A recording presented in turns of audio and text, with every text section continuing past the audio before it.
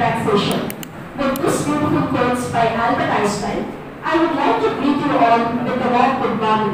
I, Bhagyalakshmi C, Assistant Professor, Department of Commerce and Management, take this opportunity to welcome you all for today's seminar on an overview on implementation of GST in India.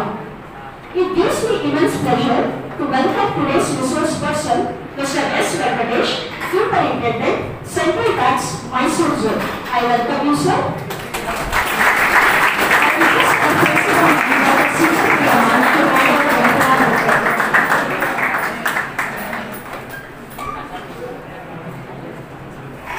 I heartily welcome our beloved principal, Dr. C.J. Priya ma'am, for today's seminar. I welcome you, ma'am. I request Dr. Shilpa, Assistant Professor, Department of Commerce, to handle the presentation. I would like to welcome all my dear colleagues and students for today's seminar. The implementation of GST in India was a historical move as it marked a significant indirect tax reform in the country. The amalgamation of a large number of taxes into a single tax is expected to have a big advantage. The initiative is now paving the way for a common national market. Indian goods are also expected to be more competitive in the international markets post GST implementation. GST is also a potential game changer for a country like India. GST has touched the lives of common man too. There are lots of questions in the young minds. Many a time, GST is considered as a hardcore nut to crack because of its complexities and its procedures involved. Keeping all these things in mind, today we have organized a seminar on implementation of GST in India to understand this concept in a better way. Now, I take this opportunity to introduce today's speaker, Mr. S. Venkatesh. Shri S. Venkatesh, Superintendent of Central Tax, is from Mysuru. He joined the department in the year 1990 by cracking competitive exams. He worked in various places like Belgaum, Bengaluru, Shimoga and Madikeri. He has a rich experience of 31 years serving the department in different capacity. He is one of the master trainer in the department. He gives training regularly to the officers in his department as well as for the state government officers too. He also gives outreach program related to GST to the traders as well as tax practitioners, auditors and also for several colleges. He has also addressed the general public through various radio programs. Adding on to his credential, in the year 2016, he has bagged Best Excise Inspector Award from the department. In the year 2018, he was awarded as the Best Officer in the department. He strongly believes that working honestly in the government sector is one way to serve the nation for its betterment. He has detected huge amount of tax evasion to the extent of crores of rupees in his career and also recovered the same from the evaders. Sir, we are glad to have you as a resource person for today's seminar in our college. Now, I request sir to take another decision. Good morning to all of you. Kannadallo maatadtinte English allo heltene. Whichever is comfortable for you. Okay. Madhya ಸ್ವಲ್ಪ English ಬರುತ್ತೆ.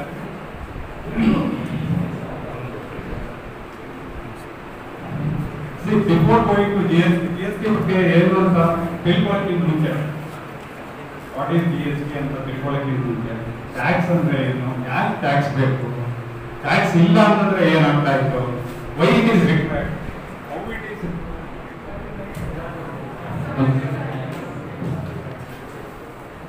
why tax is to be collected, why it is so important, that we should know it. Then only we can be able to understand the importance of GST. Otherwise, we will not understand. So basically, initially I will go through some slides about the taxation. See, this taxation was there in even ಹಳೆ ಕಾಲದಲ್ಲಿ ರಾಜ್ಯಗಳಿದ್ರಲ್ಲ ಅವಾಗಲೂ ಇತ್ತು. ಕಪ್ಪ ಕಾಣಿಕೆ ಅಂತ ಎಲ್ಲ ಕೊಡ್ತಾ ಇದ್ರು. In the form of tax only they use to collect. Cash ಇಂದ ತಗೊಳ್ತಾ ಇದ್ರು. ಬೆಳೆದಿದ್ರೆ ರಾಗಿ ಬೆಳೆದಿದ್ರೆ 10 ಮೂಟೆ ತಂದು ಕೊಡ್ಬೇಕು, ಆ ತರ ಟ್ಯಾಕ್ಸ್ ನ ಕಲೆಕ್ಟ್ ಮಾಡ್ತಾ ಇದ್ರು. In the kinds of food ಯಾವುದೇ any material. Later on they have converted into the cash system ಅಲ್ಲಿ ಅಥವಾ ಏನು ನಿಮಗೆ ಟ್ಯಾಕ್ಸ್ ಕೊಡಬೇಕು ಅಂತ ಕಲೆಕ್ಟ್ ಮಾಡಿ ಸ್ಟಾರ್ಟ್ ಮಾಡೋದು. Those taxes they used to welfare of the people. ಅಂದ್ರೆ ಜನಗಳಿಗೋಸ್ಕರ ರೋಡ್ ಇರ್ಬೋದು, ಯಾವುದೇ ಒಂದು ಪರ್ಪಸ್ಗೆ they started ಮಾಡ್ತಾರೆ. ಸೊ ಈಗ ರಾಜ್ಯದೆಲ್ಲ ಹೋದ್ಮೇಲೆ ನಮ್ಮ ಇಂಡಿಪೆಂಡೆನ್ಸ್ ಬಂದ್ರೆ ನಮ್ಮ ಕಾನ್ಸ್ಟಿಟ್ಯೂಷನ್ ಅಲ್ಲಿ, ಇಂಡಿಯನ್ ಕಾನ್ಸ್ಟಿಟ್ಯೂಷನ್ ಅಲ್ಲಿ they have given an article that for levy and collection of taxes. So levy ಮಾಡೋದಕ್ಕೆ and then collection of taxes constitution ಅಲ್ಲಿ ಬಿಲ್ಟ್ ಮಾಡೋದು. Then for that they have given powers even to the state government and central government. A central and state, for both of them they are listed out.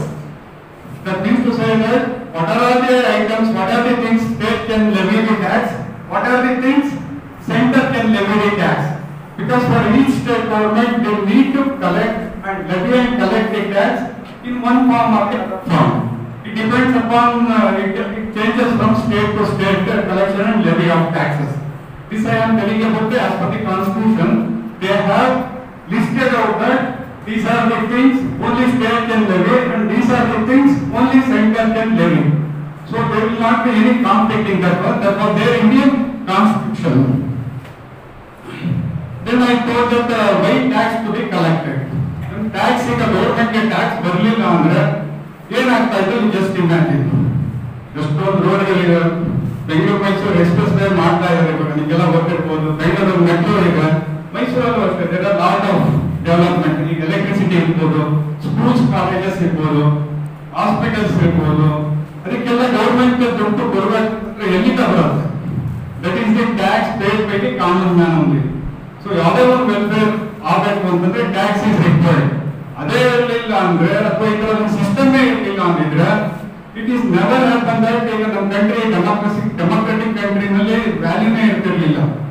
ಬಡವನಾಗಿ ಇರೋನು ಅವ್ನು ಎಲ್ಲೂ ಹೋಗಕ್ ಆಗ್ತಿರ್ಲಿಲ್ಲ, ಯಾವ hospital facility ಸಿಗ್ತಾ ಇರಲಿಲ್ಲ, ಎಜುಕೇಶನ್ ಫೆಸಿಲಿಟಿ ಸಿಗ್ತಾ ಇರಲಿಲ್ಲ. I agree that there are some flaws in our system.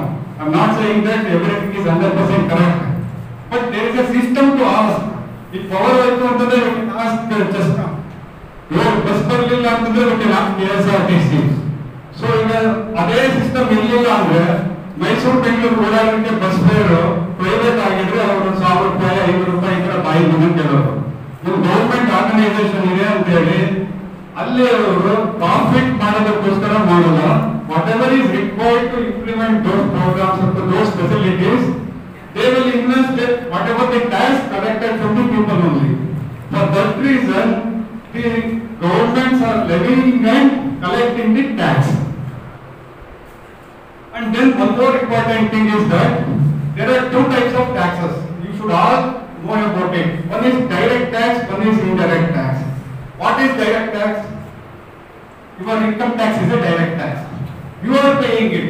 That means my income is, ನನ್ನ ಇನ್ಕಮ್ ಇವಾಗ 10 ಲಕ್ಷ ಇದೆ, 10 ಕೋಟಿ ಇದೆ, 1 ಕೋಟಿ ಇದೆ, ಅದಕ್ಕೆ ನಾನು ಇಷ್ಟು ಇನ್ಕಮ್ ಟ್ಯಾಕ್ಸ್ ಕಟ್ಟಬೇಕು ಅಂತ ನಾನೇ ಅಸೆಸ್ ಮಾಡ್ತೀನಿ. then I will pay the income tax. That is not a direct tax. What is indirect tax? You are not paying directly to the government.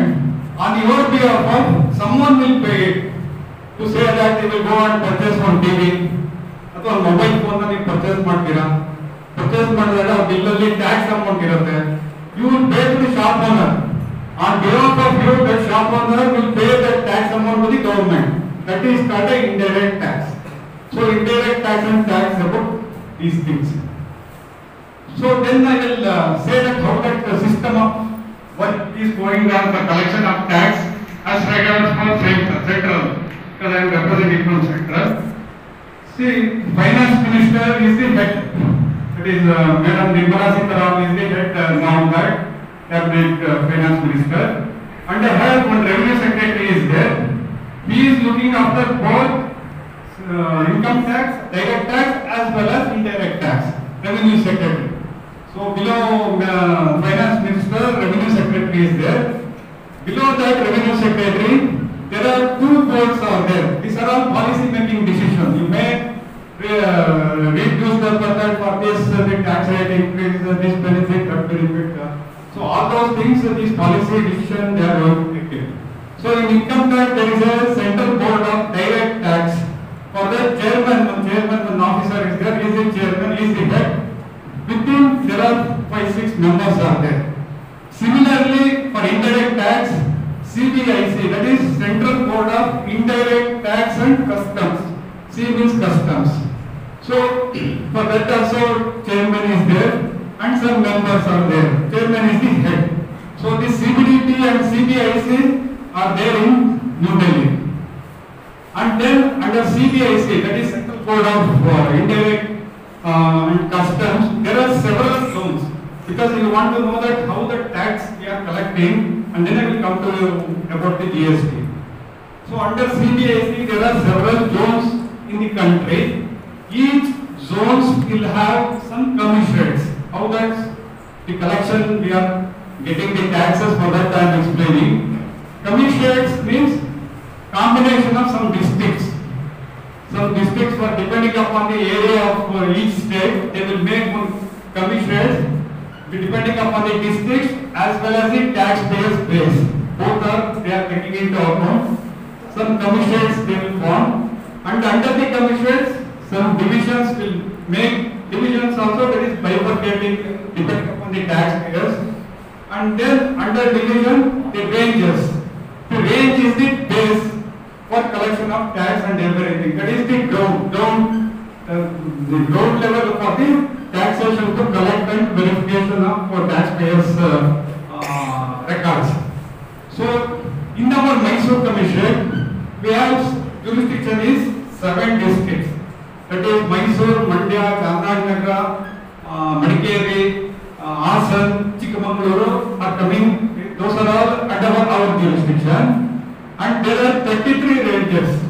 So in different places in Mysore also there, in Virajpet we have a range, Hassan we have some, Chikmagaluru we have, like that. Sagar we have. And then as of now we have a taxpayer base of around 35% in our jurisdiction. Like that the migration was taken place. So what are the taxes? This is only some of the things I have explained. Not only this much of tax, there are many other taxes are there. So as I told you that central excise duty, additional duty of excise, and then excise duty levied under medical toilet preparation, additional customs of duty, service tax, surcharge, cesses. There are plenty of cesses. These are the things collected by the center prior to GST. And those are the things: sales, VAT tax, central tax, purchase tax, entertainment tax. If you go to movie earlier, they used to collect the entertainment tax, luxury tax. So if you go and stay, this I am talking prior to GST, hotel or something, luxury tax is to collect, entry tax. So there are different tax, and for each tax, the taxpayer is required to file separate return, separate payment, and it is a cumbersome. So payment and there is separate rules. So all these taxes they have merged into one tax, that is called goods and service tax. So these are the combination of everything. Goods and service tax. This is it complete and the tax of what belongs. From central cesses and more than 10-15 cesses are there. Sugar cess, paper cess. There are many cesses are there. PD cess. All those things were merged into single tax called goods and service tax. See, before going to that, how that implementation goes, you may be aware that in GST Council they have taken the decision like this. So, what is GST Council? I wanted to tell. GST Council is also a constitutional authority. It is not that just one members, not like that. Constitutionally, that is there. It's a valid authority for that. That will be have the members. A person is the Union Finance Minister, and all the Minister of State in each state, Minister of Finance in each state, they are the members.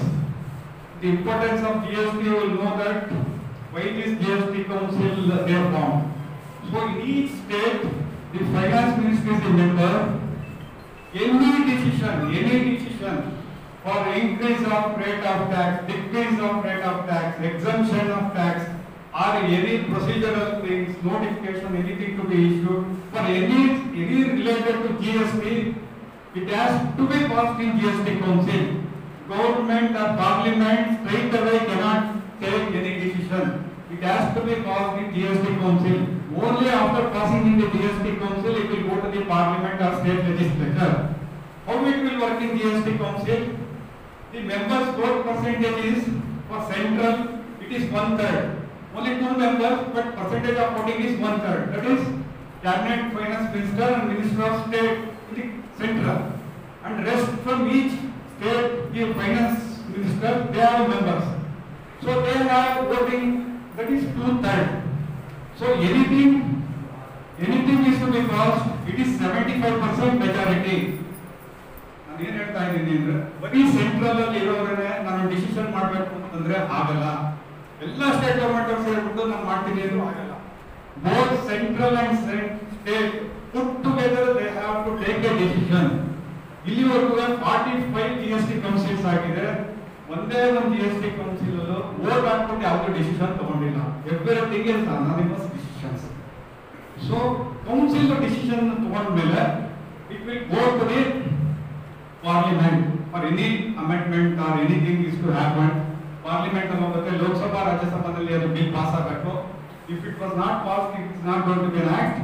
Similarly, ಎಲ್ಲಾ state ಅಸೆಂಬ್ಲಿಗಳಲ್ಲೂ pass ಆಗಬೇಕು throughout India. ಅದು ಆದ್ಮೇಲೆ that will be implemented.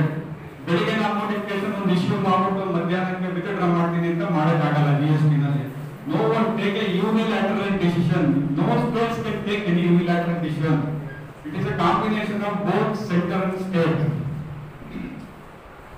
So coverage GST ನಲ್ಲಿ ಯಾರೆಲ್ಲ cover ಆಗ್ತಾರೆ? Mainly traders, manufacturers, service providers. Service ಕೊಡುವಂತರು ಯಾರೇ service ಇರ್ಬೋದು, ಯಾವುದೇ ಸರ್ವಿಸ್ ಇರ್ಬೋದು. ಸೊ ಇವರೆಲ್ಲರೂ ಕವರ್ ಆಗ್ತಾರೆ GST ನಲ್ಲಿ. GST ನಲ್ಲಿ ಒಂದನ್ನ ಕವರ್ ಮಾಡಿಲ್ಲ.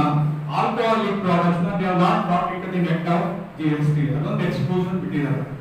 ಅದನ್ನ ಪುನಃ ಆಲ್ಕೋಹಾಲಿಕ್ ಪ್ರಾಡಕ್ಟ್ಸ್ ನ it has to be brought into GST ಅಂತಂದ್ರೆ again that has to be passed in as I told you that the constitutional amendment ಆಗಬೇಕು and it has to be approved by President of India and then 2/3 majority ನಲ್ಲಿ ಎಲ್ಲಾ state assembly ನಲ್ಲೂ pass ಆಗಿ then that has to be acted.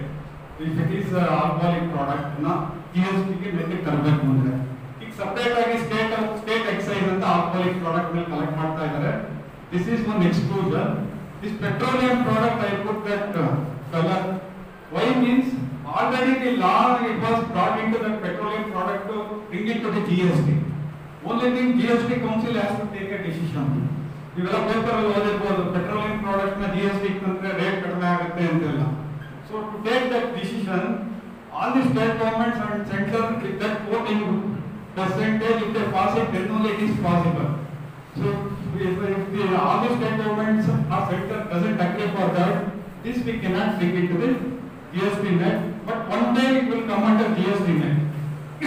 And then one more thing is that GST ನಲ್ಲಿ highest slab rate ಏನಿದೆ ಅಂತಂದ್ರೆ highest slab rate ಅಂದ್ರೆ act ಅಲ್ಲಿ ಇರೋದು 40% ತನಕನೂ GST ಹಾಕಬಹುದು ಅಂತ ಇರೋದು. ಅದು ಸ್ಲ್ಯಾಬ್ ನ ಏನ್ ಬೇಕಾದ್ರೂ ಚೇಂಜ್ ಮಾಡ್ಕೋಬಹುದು depending upon products. The government cannot put more than 40% of tax. Maximum saving. GST ಇಂದ ಉಪಯೋಗ ಏನು, ಏನ್ ಇದರ ಇಂಪಾರ್ಟೆನ್ಸ್ ಅಂತಂದ್ರೆ ನಾನು ಮುಂಚೆ ಹೇಳಿದೆ ಏನು ಅಂತಂದ್ರೆ ಎಲ್ಲಿ ಮ್ಯಾನುಫ್ಯಾಕ್ಚರ್ ಆಗುತ್ತೋ ಅಲ್ಲಿ central tax central exercise collect ಮಾಡ್ತಾ ಇದ್ವು. ಎಲ್ಲಿ ಸೇಲ್ ಜಾಸ್ತಿ ಆಗುತ್ತೋ ಅಲ್ಲಿ ವ್ಯಾಟ್ ಕಲೆಕ್ಷನ್ ಆಗ್ತಾ ಇತ್ತು. ಈ ಕೆಲವು ಸ್ಟೇಟ್ ಅಲ್ಲಿ ಏನಾಗೋದು ಅಂತಂದ್ರೆ ಮ್ಯಾನುಫ್ಯಾಕ್ಚರ್ ಇರ್ತಾ ಇರಲಿಲ್ಲ. ಸೇ ಫಾರ್ ಎಕ್ಸಾಂಪಲ್ ಕೇರಳದಲ್ಲಿ manufacturing units it's very less when compared to other states. North eastern states ಅಲ್ಲೆಲ್ಲ ಮ್ಯಾನುಫ್ಯಾಕ್ಚರಿಂಗ್ ಆಕ್ಟಿವಿಟೀಸೇ ಇರಲ್ಲ. ಸೊ ಕನ್ಸಂಪ್ಷನ್ ಆಗೋದಲ್ಲಿ ಎಲ್ಲೋ ಮ್ಯಾನುಫ್ಯಾಕ್ಚರ್ ಆಗಿದ್ದು ಆ ಸ್ಟೇಟ್ ಅಲ್ಲಿ ಯೂಸ್ ಆಗುತ್ತೆ. ಆ ಸ್ಟೇಟ್ ಅಲ್ಲಿ ಯೂಸ್ ಆಗಿ ಆ ಸ್ಟೇಟ್ ಅಲ್ಲಿ ಪರ್ಚೇಸ್ ಮಾಡಿದವ್ರಿಗೆ ಅಲ್ಲಿರೋ ಸ್ಟೇಟ್ ಗವರ್ಮೆಂಟ್ಗೆ they are not getting that tax. ನಾನು ಮುಂಚೆ ಹೇಳ್ತಾ ಇರೋದು ಅದಕ್ಕೆ GST ನಲ್ಲಿ ಏನ್ ಮಾಡೋದು ಅಂದ್ರೆ ಯಾವ ಸ್ಟೇಟ್ ಅಲ್ಲಿ ಯಾವ ಪ್ರಾಡಕ್ಟ್ ಕನ್ಸ್ಯೂಮ್ ಆಗುತ್ತೋ ಆ ಸ್ಟೇಟ್ಗೆ ಆ ಟ್ಯಾಕ್ಸ್ ಹೋಗ್ಬೇಕು ಅಂತ. ಇಟ್ ಈಸ್ ನಾಟ್ ದಟ್ ಮುಂಚೆ ನಾನು ಹೇಳಿದ್ನಲ್ಲ ಮ್ಯಾನುಫ್ಯಾಕ್ಚರ್ ಎಲ್ಲ ಆಗುತ್ತೋ ಅವ್ರಿಗೆ ಹೋಗ್ತಾ ಇತ್ತು ಹಂಗಲ್ಲ, ಆ ತರ ಅಲ್ಲ. Destination based consumption of tax. So ಎಲ್ಲಿ ಯಾವ ಪ್ಲೇಸ್ ಅಲ್ಲಿ ಕನ್ಸ್ಯೂಮ್ ಆಗುತ್ತೋ ಆ ಪರ್ಟಿಕ್ಯುಲರ್ ಸ್ಟೇಟ್ ಹೋಗುತ್ತೆ. ಸೆಂಟರ್ ಪೋರ್ಷನ್ ಬರುತ್ತೆ to get that state to this tax, this consumption based tax. ಮುಂಚೆ sale manufacture provision of service ಅದ್ರ ಮೇಲೆಲ್ಲ ಟ್ಯಾಕ್ಸ್ ಇರ್ತಾ ಇತ್ತು. Now it is called supply. The only one definition in GST is supply. Supply includes sale, exchange, rent, leasing. There are many things are there. Section 17(7) ನಲ್ಲಿ ಅದನ್ನ ಹೇಳಿದ್ದಾರೆ. So supply is also includes sale, but if supply means it's a larger definition than earlier one. So ಈ supply provision ಮೇಲೆ GST will be taxed. Benefits of GST. So ಏನಲ್ಲ benefits?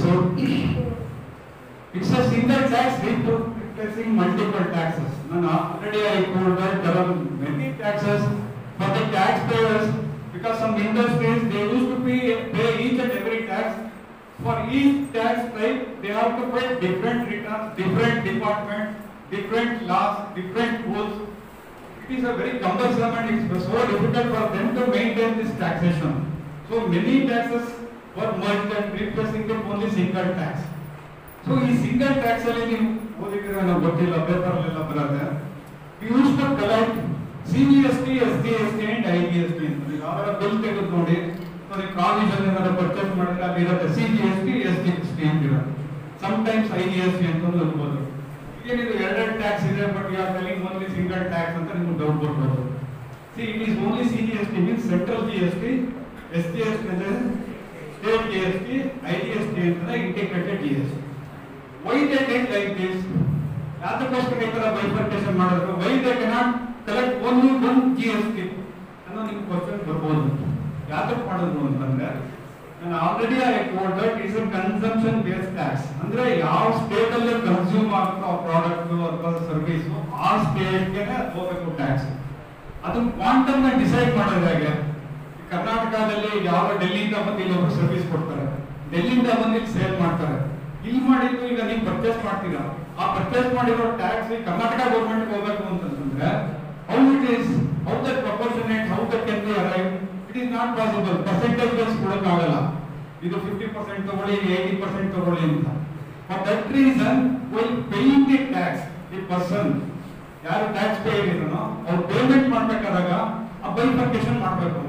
ಅಂದ್ರೆ rate of tax is 18% ಅಂತಿದ್ರೆ 9% CGST, 9% SGST ಅಂತ. ಆ 9% ಇರೋದು central ಅವ್ರು ತಗೋತಾರೆ, 9% SGST ಅನ್ನೋದು ಸ್ಟೇಟ್ ಕೊಡ್ತಾರೆ. Because by paying the tax through challan, ಚಲನಲ್ಲಿ ಅವ್ನು ಪೇಮೆಂಟ್ ಮಾಡ್ಬೇಕಾದ್ರೆ ಬೈಫರ್ಕೇಶನ್ ಕೊಡ್ತಾನೆ, ರಿಟರ್ನ್ ಅಲ್ಲೆಲ್ಲ ಬೈಫರ್ಕೇಶನ್ ಕೊಡ್ತಾನೆ. Automatically that funds will go to that respective state collection of that tax. What about IGST? ಈ IGST ಅಂದ್ರೆ ಕೆಲವೆಲ್ಲ ಇಂಟರ್ಸ್ಟೇಟ್. ನಾನು ಆಲ್ರೆಡಿ ಹೇಳಿದೆ, ಡೆಲ್ಲಿಯಿಂದ ಇಲ್ಲಿ ಬಂದು ಮಾಡಿದ್ರೆ ಪರವಾಗಿಲ್ಲ, ಇಲ್ಲಿಂದ ಒಬ್ಬ ಹೋಗಿ ಡೆಲ್ಲಿ ಮಾಡ್ತಾನೆ, ಅವನು ರಿಜಿಸ್ಟ್ರೇಷನ್ ಇಲ್ಲಿರೋ ಸರ್ವಿಸ್ ಅಥವಾ ಗೂಡ್ಸ್ ಹೋಗುತ್ತೆ, ಸ್ಟೇಟ್ ಟು ಸ್ಟೇಟ್ ಮೂವ್ ಆದಾಗ integrated goods and service tax ಅಂತ ಕಟ್ಟಬೇಕಾಗತ್ತೆ. ಯಾಕೆ ಅಂತಂದ್ರೆ ಅಲ್ಲಿ ಯಾವ ಸ್ಟೇಟ್ ಹೋಗುತ್ತೆ ಅನ್ನೋದು ಗ್ಯಾರಂಟಿ ಗೊತ್ತಿರಲ್ಲ. ಅಲ್ಲಿಂದ ಇನ್ನೊಂದು ಸ್ಟೇಟ್ ಹೋಗುತ್ತೆ, it may pass on one state to another state. ಅದಕ್ಕೆ IGST ಅಂತ ಹೇಳಿ central government will collect. Finally ಅವರು ಯಾವ ಸ್ಟೇಟ್ ಅಲ್ಲಿ ಕನ್ಸ್ಯೂಮ್ ಆಗಿದೆ ಅಂತ ಹೇಳಿ data base will have that particular state ಗೆ IGST ಕಲೆಕ್ಟ್ ಅಲ್ಲಿ ಅರ್ಧ ಸೆಂಟ್ರಲ್ ಇಟ್ಕೊಂಡು ಇನ್ನು ಅರ್ಧನ ಆ ಪರ್ಟಿಕ್ಯುಲರ್ ಸ್ಟೇಟ್ ಕೊಡ್ತಾರೆ. So IGST is nothing but combination of SGST and CGST. ನಾನು ತುಂಬಾ ಟೆಕ್ನಿಕಾಲಿಟೀಸ್ ಬಗ್ಗೆ ಹೇಳಕ್ ಹೋಗಲ್ಲ IGST ಬಗ್ಗೆ. So it is only combination of both. ಯಾವ ಸ್ಟೇಟ್ ಗೆ ಅದನ್ನ ಕೊಡಬೇಕು ಅನ್ನೋದನ್ನ ಸೆಂಟ್ರಲ್ ಗವರ್ಮೆಂಟ್ ಡಿಸೈಡ್ ಮಾಡಿ ಅರ್ಧ ಅವ್ರು ಇಟ್ಕೊಂಡು ಇನ್ನರ್ಧ ಆ ಸ್ಟೇಟ್ ಕೊಡ್ತಾರೆ. That is called IGST. And then as I already told that it's a single authority, single interference. So ಯಾರೋ ಒಂದು ಡಿಪಾರ್ಟ್ಮೆಂಟ್ ಬಂದ್ರೆ ಸಾಕು ಅವನು tax pair. He did not go to that several department. And cascading, this is one of the important thing. Mostly ನೀವೆಲ್ಲ ಇಲ್ಲಿ BCom students ಎಲ್ಲ ಇದ್ರೆ cascading ಬಗ್ಗೆ ಚೆನ್ನಾಗಿ ಗೊತ್ತಿರಬೇಕು. ಕ್ಯಾಸ್ಕೇಡಿಂಗ್ ಅಂದ್ರೆ ಏನು ಅಂದ್ರೆ ಮುಂಚೆ ಏನೆಲ್ಲ ಆಗ್ತಾ ಇತ್ತು before GST. I will give it one example. ಈಗ ನೀವು ಯಾವುದೋ ಒಂದು 100 rupees ಒಂದು ಪರ್ಚೇಸ್ ಮಾಡ್ತೀರಾ, ಅದಕ್ಕೆ ಟ್ಯಾಕ್ಸ್ 5 rupees ಇದೆ, 105 rupees ಆಯ್ತು. ಸೊ 105 rupees ಮೇಲೆ ಇನ್ನೊಬ್ಬ ಅದನ್ನ ಸೇಲ್ ಮಾಡ್ದ ಅಂತ ಇಟ್ಕೊಳ್ಳಿ. 105 rupeesಗೆ ಒಬ್ಬನಿಂದ ಇನ್ನೊಬ್ಬನ ಸೇಲ್ ಆಯ್ತು. 105 rupees ಅವನಿಗೆ ಒಂದು 5 ರೂಪಾಯಿ ಕಟ್ಟಬೇಕು ಅಥವಾ 3 ರೂಪಾಯಿ ಕಟ್ತಾನೆ ಅನ್ಕೊಳ್ಳಿ. 108 rupees ಆಗುತ್ತೆ. ಆ 108 rupees ಆಗಬೇಕಾದಾಗ ಈ 5 rupees ಟ್ಯಾಕ್ಸ್ ಮೇಲೆ ಅವನು ಇನ್ನೊಂದು ಟ್ಯಾಕ್ಸ್ ಕಟ್ತಾನೆ. That is called cascading. ಅಂದ್ರೆ ಗೌರ್ಮೆಂಟ್ ಇಂಟೆನ್ಷನ್ ಏನು ಅಂದ್ರೆ ಒಂದ್ಸ ಯಾವ್ದು ವ್ಯಾಲ್ಯೂಗೆ ಟ್ಯಾಕ್ಸ್ ಸಫರ್ ಆಗಿರುತ್ತೋ ಪುನಃ ಆ ವ್ಯಾಲ್ಯೂ ಮೇಲೆ ಟ್ಯಾಕ್ಸ್ ಬರಬಹುದು. ಏನಾದ್ರು ಅಡಿಷನ್ ಇದ್ರೆ, ಆ ವ್ಯಾಲ್ಯೂ ಮೇಲೆ ಅಡಿಷನ್ ಇದ್ರೆ, ಅಂದ್ರೆ ನಾನು 100 ರೂಪಾಯಿನ ಪರ್ಚೇಸ್ ಮಾಡಿರೋದನ್ನ ನಾನು 110 ರೂಪಾಯಿ ಮಾಡಿದ್ರೆ ಆ 10 ರೂಪಾಯಿ ಮೇಲೆ ಮಾತ್ರ ನಾನು ಟ್ಯಾಕ್ಸ್ ನ ಕಲೆಕ್ಟ್, ಅದೇ ನನಗೆ ನನ್ನ ಕೈಯಿಂದ ಹೋಗ್ಬೇಕು. ನಾಟ್ ಆನ್ 110 ಮೇಲೆ ನಾನು I use to collect. That is called cascading. ಸ್ವಲ್ಪ ಕಷ್ಟ ಆಗ್ತಿದೆ ಅಂತ ನಿಮ್ಗೆ ಅರ್ಥ ಮಾಡ್ಬೋದು. ಕ್ಯಾಸ್ಕೇಡಿಂಗ್ ಅಂದ್ರೆ again I will repeat, this is an important thing. ಏನೇ ಪರ್ಚೇಸ್ ಮಾಡಿದ್ರು ಅಥವಾ ಯಾವುದೇ ಸರ್ವಿಸ್ ಅಥವಾ ಯಾವುದೇ ಇದ್ರು ಒಂದು ವ್ಯಾಲ್ಯೂಗೆ ಏನ್ ಟ್ಯಾಕ್ಸ್ ಇರುತ್ತೋ ಅದನ್ನ ಹಾಗೆ ಚೈನ್ ಒಬ್ಬರಿಂದ ಹೋದಾಗ ಕನ್ಸ್ಯೂಮರ್ ಹೋಗಿಂತ ಮುಂಚೆ ಆ ಟ್ಯಾಕ್ಸ್ ಎಲಿಮೆಂಟ್ ನ ಬಿಟ್ಟು ಏನ್ ವ್ಯಾಲ್ಯೂ ಅಡಿಷನ್ ಆಗುತ್ತೋ ಅದಕ್ಕೆ ಮಾತ್ರ ಟ್ಯಾಕ್ಸ್ ನ ಚಾರ್ಜ್ ಮಾಡ್ತಾ ಹೋಗ್ಬೇಕು. ಸೊ ಟ್ಯಾಕ್ಸ್ ಮೇಲೆ ಟ್ಯಾಕ್ಸ್ ಬರ್ತಾ ಇದ್ರೆ ಕನ್ಸ್ಯೂಮರ್ ಹೋಗೋದಕ್ಕೆ ಅವ್ನಿಗೆ ಟ್ಯಾಕ್ಸ್ ಈಗ 18% ಇದ್ರೆ ಅದು it is going to be 30% or 35% ಆಗ್ಬಿಡುತ್ತೆ. ಸೊ ಟ್ಯಾಕ್ಸ್ ಎಲಿಮೆಂಟ್ ನ ಲೀವ್ ಔಟ್ ಮಾಡಿ ಓನ್ಲಿ ಪ್ರಾಫಿಟ್ ಮಾರ್ಜಿನ್ ಗೆ ಆ ಚೈನ್ ಅಲ್ಲಿ ಅವರವರು ಪೇಮೆಂಟ್ ಮಾಡ್ಕೊಂಡು ಹೋಗ್ಬೇಕು. That is called cascading effect ಆಗುತ್ತೆ. ಟ್ಯಾಕ್ಸ್ ಬರ್ಡನ್ ಡಿಕ್ರೀಸ್ ಆಗುತ್ತೆ ಕಾಮನ್ ಮ್ಯಾನ್ ಗೆ. That is also one of the benefit. And competitive GST ಬಂದಿದ್ರಿಂದ it is a competitive. How it is competitive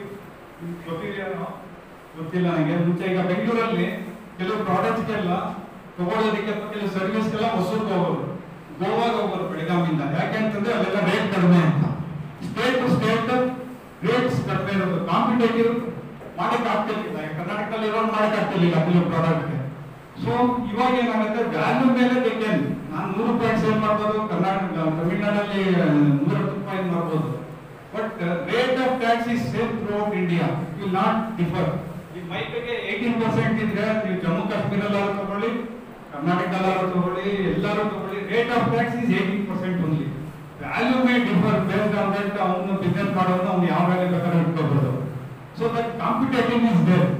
different states ಅಲ್ಲಿ ಒಂದೊಂದು rate of tax ಇದ್ರೆ ಆ competition ಮಾಡಕ್ ಆಗ್ತಿರ್ಲಿಲ್ಲ. ಎಲ್ಲರೂ ಕಡಿಮೆ ಇದೆ ಅಂತಂದ್ರೆ ಎಲ್ಲ ಅಲ್ಲಿ ಹೋಗ್ರು. So that can be avoided. Economic activity will boost. ಅದಾಗಿದೆ already. And then government will get more revenue. How is it possible? GST ಬರೋದ್ರಿಂದ ಹೆಂಗೆ? GST ಬರೋದ್ರಿಂದ ಯಾತಕ್ಕೆ they already got getting the revenue. ನೀವೆಲ್ಲ ನೋಡಿರ್ಬೋದು, ಮೊನ್ನೆ last month tax collection is 1,35,000 crores. That is the tax collection for last month throughout India. So every month the tax collection is increasing. Why that is increasing? We are not taxpayers. It is like that only 1 crore something only we have. Evasion is coming down. Yadek evasion coming down andre we have a huge database. Back end everything they have to do it in online. So since we are getting very good database, we are targeting the evaders.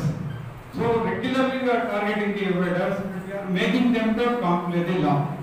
Our law na comply ಮಾಡೋದ್ರಿಂದ ನಮಗೆ ಅವರ ಎಕ್ಸ್ಪೆಷನ್ ಕಡಿಮೆ ಆಗಿ government is getting more revenue.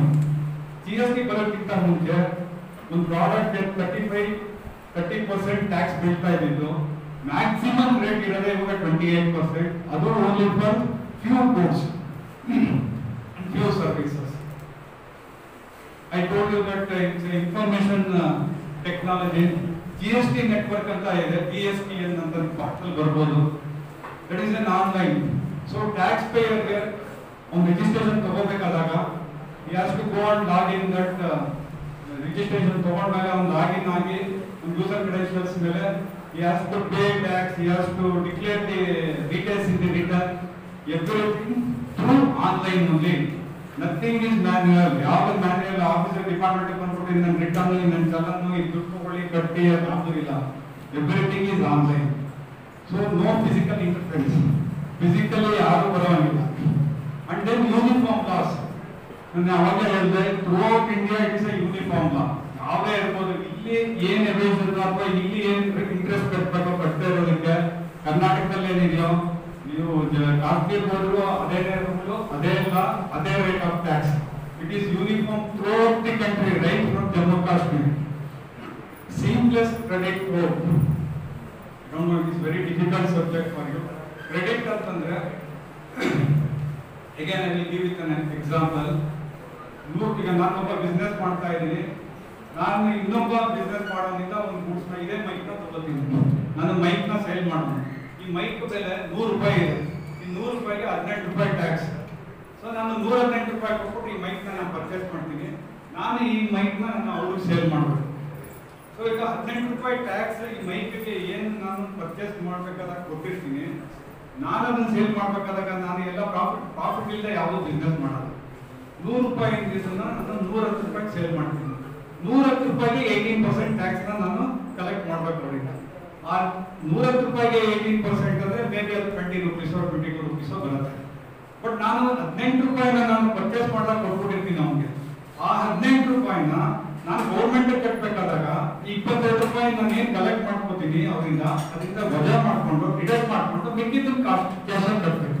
That is credit. ಅಂದ್ರೆ ನಾವು purchase ಮಾಡಿದಾಗ ಏನ್ tax element ಇರುತ್ತೋ, ನಾನು ಸೇಲ್ ಮಾಡಬೇಕಾದಾಗ ಆ ಟ್ಯಾಕ್ಸ್ ಎಲಿಮೆಂಟ್ ನ ಯೂಸ್ ಮಾಡಿಕೊಂಡು ಓವರ್ ಅಂಡ್ ಅಬೌವ್ ಏನಿರುತ್ತೋ ಅದನ್ನು ಕ್ಯಾಶ್ ಅಲ್ಲಿ ಕಟ್ಟಬೇಕು. ಅವೈಲ್ಮೆಂಟ್ ಆಫ್ ಕ್ರೆಡಿಟ್ ಅದು ಸೀಮ್ಲೆಸ್ ಫ್ಲೋ ಆಫ್ ಕ್ರೆಡಿಟ್. ಅಂದ್ರೆ only very few restrictions are there. ಯಾವುದನ್ನ ಪರ್ಚೇಸ್ ಮಾಡಿದ್ರು ಎಲ್ಲದಕ್ಕೂ ಕ್ರೆಡಿಟ್ ಫೆಸಿಲಿಟೀಸ್ ಇದೆ. And then interlocking, this is what I told. Interlocking means ಒಬ್ಬರಿಗೊಬ್ಬರಿಗೆ ಎಲ್ಲಾ ಟ್ಯಾಕ್ಸ್ ಪೇಯರ್ಸ್ಗೂ ಲಾಕ್ ಆಗುತ್ತೆ. ಇವನು ಅವನು ಸಪ್ಲೈ ಮಾಡಿದ್ರೆ, ಅವ್ನು ಸೇಲ್ ಮಾಡಿದ್ರೆ, you will declare in this return invoice wise details. ಈಗ ಟಿವಿಎಸ್ ಮೋಟಾರ್ ಕಂಪನಿ ಮೈಸೂರಲ್ಲಿ ಇದೆ, ಅವರು ಒಂದು ದಿನಕ್ಕೆ 1000 ಇನ್ವಾಯ್ಸ್ ರೈಸ್ ಮಾಡ್ತಾರೆ. So 30,000 invoice they have to declare in their return, invoice wise details. It is not that one single value. They have to upload ಯಾರು ಕೊಟ್ಟೆ, ಅವ್ರ ರಿಜಿಸ್ಟ್ರೇಷನ್ ನಂಬರು, ಏನ್ ವ್ಯಾಲ್ಯೂ, ಏನ್ ಟ್ಯಾಕ್ಸ್ ಎಲ್ಲದನ್ನು.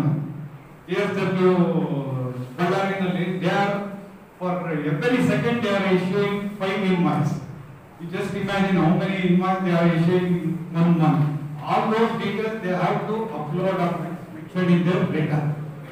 So ಅವರು ಏನ್ ಡೀಟೇಲ್ಸ್ ಕೊಡ್ತಾರೋ, ಯಾರು ನಾವು ಸೇಲ್ ಮಾಡಿದೀವಿ ಅನ್ನೋದು ಅದೆಲ್ಲ ಅವನು ಪುನಃ ಅವ್ನು ರಿಟರ್ನ್ ಫೈಲ್ ಮಾಡಿದಾಗ ಇಂಥವೆಲ್ಲ ಬಂದಿದೆ ಅಂತ ಅವನು ಡಿಕ್ಲೇರ್ ಮಾಡ್ಕೊತಾನೆ. ಒಬ್ರಿಗೊಬ್ರಿಗೆ ಅದೇ ಇಂಟರ್ಲಾಕ್ ಆಗ್ತಾ ಹೋಗುತ್ತೆ. ಸೊ ಸಿಸ್ಟಮ್ ಅಲ್ಲಿ ಏನಾಗುತ್ತೆ ಅಂತಂದ್ರೆ, ಯಾರು ಇದನ್ನು ಮಿಸ್ಯೂಸ್ ಮಾಡ್ತಾ ಇದ್ದಾರೆ ಅಂತಂದ್ರೆ ಇಮಿಡಿಯೇಟ್ ಆಗಿ ದಿ ಡೇಟಾ ಬೇಸ್ ಇಂದ ನಮಗೆ ಗೊತ್ತಾಗುತ್ತೆ. That is what interlocking. And no incentive. ಯಾರು ರಿಜಿಸ್ಟ್ರೇಷನ್ ತಗೊಂಡಿಲ್ವೋ ಅವ್ರಿಗೆ ಯಾವ ತರವಾದ ಇನ್ಸೆಂಟಿವ್ಸು ಇಲ್ಲ. Already told that existing law ನಲ್ಲಿ ಅಂದ್ರೆ PGST ನಲ್ಲಿ ಇದ್ದಾಗ ಯಾರ್ಯಾರು ಅವನ್ನೆಲ್ಲ ಮೈಗ್ರೇಟ್ ಮಾಡೋದು ಅಂತ. So who is required to pay tax. So ಎಲ್ಲರಿಗೂ ನಾವು ಇಲ್ಲಿ ಯಾರೋ ಒಬ್ಬ ಪೆಟ್ಟೆ ಅಂಗಡಿ ಇಟ್ಕೊಂಡಿರ್ತಾನೆ, ರಿಜಿಸ್ಟ್ರೇಷನ್ ತಗೊಂಡು ನಾನು ಹೇಳಕ್ಕಾಗಲ್ಲ. So for that government has told that goods ಅಲ್ಲಿ ಆದ್ರೆ 40 lakhs ತನಕ ಅವ್ನು ಟರ್ನ್ಓವರ್ ಇದ್ರೆ he need not take any registration. So he is exempted. He need not take any registration. He need not collect any GST. He need not pay any GST also. Up to 40 lakhs ತನಕ goods ಅಲ್ಲಿ ಇದ್ರೆ. Services ಆದ್ರೆ ಯಾವುದೇ service ಇರ್ಬೋದು, telephone service, cable service, any service ಇದ್ರೆ 20 lakhs ತನಕ. So present financial year wise ಇದು, previous financial year ಅಲ್ಲ. ಇದಿರೋದು ರಿಜಿಸ್ಟ್ರೇಷನ್ ತಗೊಳ್ಳೋದು ಮಾತ್ರ. ರಿಜಿಸ್ಟ್ರೇಷನ್ ತಗೊಂಡ್ರೆ ಈ 40 lakhs 20 lakhs ಬರಲ್ಲ. ಅವ್ನು 100 ರೂಪಾಯಿ ಬಿಸ್ನೆಸ್ ಮಾಡಿದ್ರು ಅದಕ್ಕೆ ಟ್ಯಾಕ್ಸ್ ನ ಕಟ್ಟಬೇಕು. ರಿಜಿಸ್ಟ್ರೇಷನ್ ತಗೊಳಕ್ಕಿರೋ ಎಕ್ಸಂಪ್ಷನ್. ಈ 40 lakhs 20 lakhs ಇರೋದು ನಾನು ಟ್ಯಾಕ್ಸ್ ಕಟ್ಟಬೇಕಾಗಿರೋ ಗೂಡ್ಸ್ ಸರ್ವಿಸ್ ಮಾತ್ರ ಅಂತ ಅಲ್ಲ. ನನ್ನ ಹತ್ರ ಇರೋ ಎಲ್ಲ ಇನ್ಕಮ್, ಅಗ್ರಿಕಲ್ಚರ್ ಇನ್ಕಮ್ ಸೇರಿಸಬೇಕು, ಲಿಕ್ಕರ್ ಏನಾರ ಸೇಲ್ ಮಾಡ್ತಿದ್ರೆ ಅದನ್ನು ಸೇರಿಸ್ಕೋಬೇಕು. So total my income if it is less than 40 or 20 lakhs, then I need not take any registration and collect GST and pay tax. And then the GST registration ತಗೊಳ್ಳೋಕ್ಕೋಸ್ಕರ ಯಾವುದೇ fee ಇಲ್ಲ, security deposit ಇಲ್ಲ. It is an online. If you upload all the documents, the registration online ಅಲ್ಲಿ within 3 days it will be issued, within 3 days. And then 40 lakhs 20 lakhs ಅಂತ ಹೇಳಿದ್ರೆ ಅವರು ಅದು ಒಳಗಡೆ ಹೋಗಬಾರ್ದ ಅಂತಂದ್ರೆ anybody can take it. If any business man wants to take registration voluntarily he can also apply. We will give it. And then ಇನ್ಯಾರು ತಗೋಬಾರ್ದು? ಈ accepted supply. ಈಗ ನಾನು ಅವಾಗ ಹೇಳಿದೆ ಏನಂತಂದ್ರೆ GST ನಲ್ಲಿ ಟ್ಯಾಕ್ಸ್ ಇದೆ ಅಂತ. ಬಟ್ ಗೌರ್ಮೆಂಟ್ ಪಾಲಿಸಿನಲ್ಲಿ ಏನು ಅಂತಂದ್ರೆ ಕೆಲವದಕ್ಕೆಲ್ಲ ಎಕ್ಸೆಪ್ಷನ್ ಆಫ್ ದಿ ಪೀಪಲ್ಗೋಸ್ಕರ, ಜನಗಳಿಗೋಸ್ಕರ ದೇ ವಿಲ್ ಎಕ್ಸೆಪ್ಟ್ ಇಟ್. ಅಂದ್ರೆ ಇದು ಟ್ಯಾಕ್ಸ್ ಕಟ್ಟೋದು ಬೇಕಿಲ್ಲ, ಜೀರೋ. ಎಕ್ಸಾಂಪಲ್ ಈಗ ರಾಗಿ ಇರ್ಬೋದು, ಅಕ್ಕಿ ಇರ್ಬೋದು, ಜೋಳ, ಗೋಧಿ, ಇದಕ್ಕೆಲ್ಲರೂ ಬ್ರ್ಯಾಂಡೆಡ್ ಪ್ರಾಡಕ್ಟ್ಸ್ ಬಿಟ್ಟು ನಾನು ಹೇಳ್ತಾ ಇರೋದು, ಅದಕ್ಕೆಲ್ಲ 0% ಅಂದ್ರೆ ನೋ ಟ್ಯಾಕ್ಸ್. ಸೊ ಅದೆಲ್ಲ ಎಕ್ಸೆಂಪ್ಟೆಡ್. ಯಾರು ಪರ್ಸನ್ ಆ ತರ ಬಿಸ್ನೆಸ್ ಮಾಡ್ತಾ ಇದ್ರೆ ಅವ್ನು ಬೇಕಾದ್ರೆ 1000 ಕೋಟಿ ಮಾಡಿದ್ರು ಅವನು GST ತಗೊಳ್ಳೋದು ಬೇಕಿಲ್ಲ.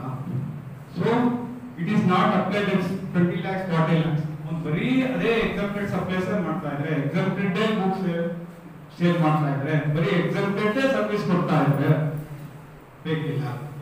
ಯಾವ್ದು ಎಕ್ಸೆಂಪ್ಟೆಡ್ ಅನ್ನೋದು ಒಂದು ನೋಟಿಫಿಕೇಶನ್ ಅಲ್ಲಿ ಅದೆಲ್ಲ ಡೀಟೇಲ್ಸ್ ಇದೆ. I don't want to go through that.